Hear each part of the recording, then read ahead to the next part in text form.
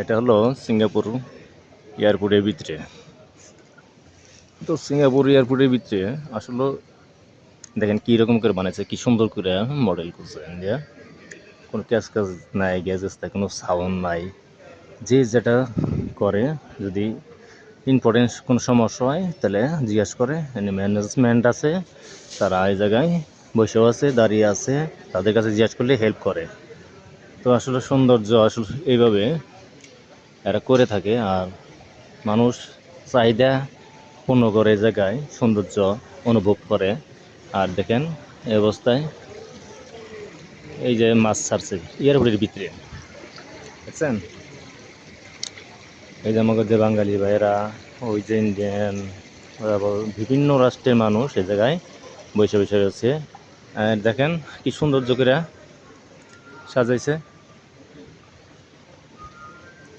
ছেলে মেয়ে সবাই এনে ছবি ওঠায় এয়ারপোর্টের ভিতরে এসে, এবার ইমিগ্রেশনের ভিতরে। এটা কোনো ইয়ে না, বাইরে না, এয়ারপোর্টে, সিঙ্গাপুর এয়ারপোর্টে ইমিগ্রেশনের ভিতরে। দেখেন এই দেখেন মাছ। আর শুনছি কিছুদিন আগে আমি শুনছিলাম শুধু এই মাছের ফিশিংয়ের এরিয়াটুকু প্রায় 4 মিটার থেকে 12 মিটার হবো, 15 মিটার 12 মিটার হবো, দেখলে 15 মিটার, পাশে হলো 5 মিটার 4 মিটার।